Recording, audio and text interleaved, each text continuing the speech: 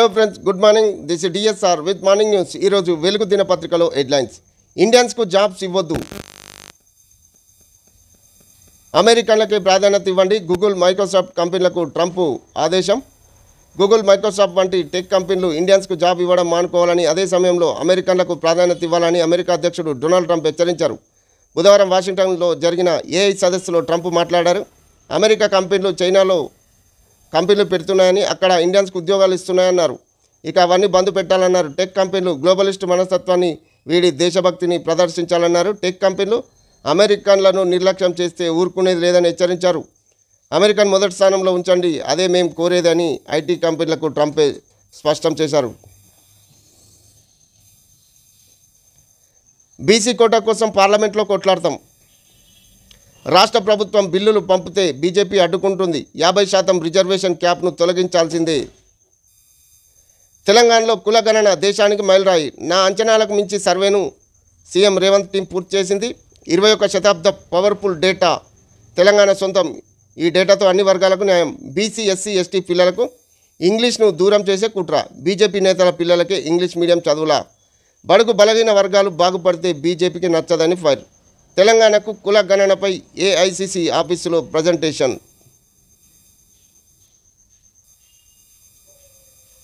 మోదీని రాహుల్ దారిలోకి తెచ్చినాం. రాష్ట్రంలో కుల గణనను చూసి దేశమంతా చేస్తామన్నారు.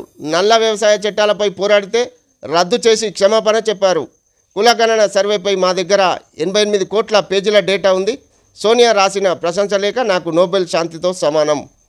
Narendra Modi legally converted BC అని వ్యాఖ్య. తెలంగాణలో కులగణన దేశానికి రోల్ మోడల్. 50% రిజర్వేషన్ల పరిమితిని తొలగించాలనేదే మా ప్రధాన demand. AICC chief Mallikarjuna Kharge tweet. రెండో రోజు దంచికొట్టిన వాన.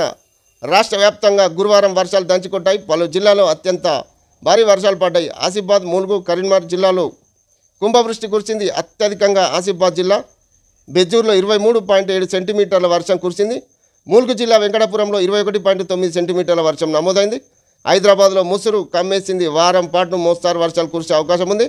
కొన్ని చోట్ల భారీ వర్షాలు కురవచ్చని ఐఎండీ తెలిపింది.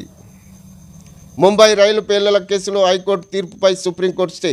ముంబై రైలు బాంబు పేలుళ్ల కేసులో నిందితులుగా ఉన్న 12 మందిని బాంబే హైకోర్టు నిర్దోషులుగా ప్రకటిస్తూ వెల్లడించిన తీర్పుపై సుప్రీంకోర్టు స్టే విధించింది. ఇప్పటికే జైలు నుంచి రిలీజ్ అయి నిందితులను మళ్ళీ అరెస్టు చేయాల్సిన అవసరం లేదని స్పష్టం చేసింది. మరోసారి సెక్రటేరియట్లో ఊడిని పడిన పెచ్చులు. సీఎం మంత్రుల కాన్వాయ్ వెళ్లే మార్గంపై సిమెంటు పిల్లలు.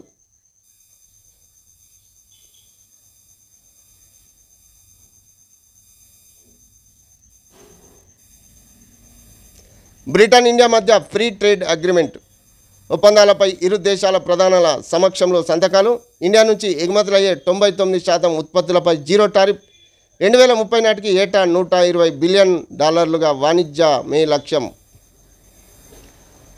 ఇండియా, బ్రిటన్ మధ్య ఫ్రీ ట్రేడ్ అగ్రిమెంట్ కుదిరింది. ప్రధాని నరేంద్ర మోదీ, బ్రిటన్ ప్రధాని కీర్ స్మార్టర్ సమక్షంలో ఇరు దేశాల వాణిజ్య శాఖ మంత్రులు ఒప్పందాలపై సంతకాలు చేసుకున్నారు.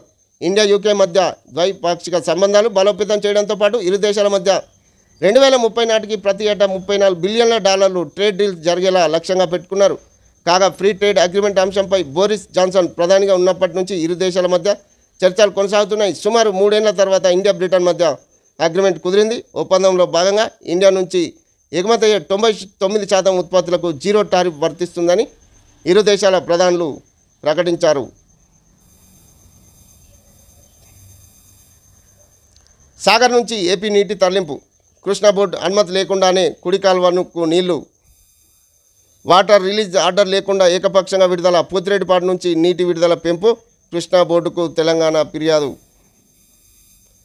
ప్రాజెక్టులోకి వరద రావడమే ఆలస్యం అన్నట్లు ఏపీ జలదోపిడికి పాల్పడుతుంది. ఇప్పటికే శ్రీశైలం నుంచి పోతిరెడ్డిపాడు ద్వారా అనధికారికంగా నీటిని తరలించకపోతున్న పొరుగు రాష్ట్రం ఇప్పుడు సాగర్ నుంచి కూడా అదే పని చేస్తుంది. కృష్ణా బోర్డు అనుమతి లేకుండా శ్రీశైలం నుంచి నీటిని రాయలసీమకు తనుకపోతున్న ఏపీ గురువారం నాగార్జున సాగర్ కుడి కాల్వ గేట్లను తెరిచింది.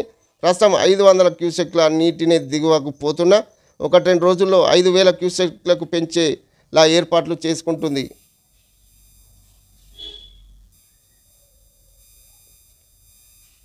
5 ఏళ్లలోపు పిల్లల్లో ఎదుగుదల లోపం. దేశంలో తెలంగాణ 2వ స్థానంలో ఉన్నట్టు కేంద్రం రిపోర్ట్. అంగన్వాడీలో స్పెషల్ డ్రైవ్కు రాష్ట్ర సర్కార్ నిర్ణయం. తక్కువ ఎత్తు, తక్కువ బరువు, రక్త బలహీనతతో బాధపడుతున్న పిల్లలను గుర్తించాలని అధికారులకు ఆదేశం. 2వ దశలో 14 ఏళ్లలోపు పిల్లల గుర్తింపు. బాధిత చిన్నారులకు అవసరమైన సప్లిమెంట్ ఫ్రీగా అందించాలన్న ప్రభుత్వం. పిల్లలకు కండ్లు, ఈఎన్టీ పరీక్షతో పాటు ఉచిత ట్రీట్మెంట్. రష్యాలో కూలిన ఫ్లైట్, 48 మంది మృతి. ల్యాండింగ్కు ప్రయత్నిస్తున్న టైంలో ప్రమాదం. రష్యాలో ఘోర ప్రమాదం జరిగింది. ఓ ప్యాసింజర్ ఫ్లైట్ అడవి ప్రాంతంలో కూలిపోయింది. అందులో 6 సిబ్బంది సహా మొత్తం 48 మంది ఉండగా వాళ్ళందరూ చనిపోయారు. అంగారా ఎయిర్లైన్స్కి చెందిన ఆంటోనోవ్ AN-24 ఫ్లైట్ గురువారం 42 మంది ప్రయాణికులతో బ్లాగోవెస్చెన్స్క్ నుంచి చైనా సరిహద్దులో ఉండే టిండాకు బయలుదేరింది. మరికొన్ని నిమిషాల్లో ల్యాండ్ అవుతుందనగా టిండా ఎయిర్పోర్ట్కు 15 కిలోమీటర్ల దూరంలో అటవీ ప్రాంతంలో కూలింది.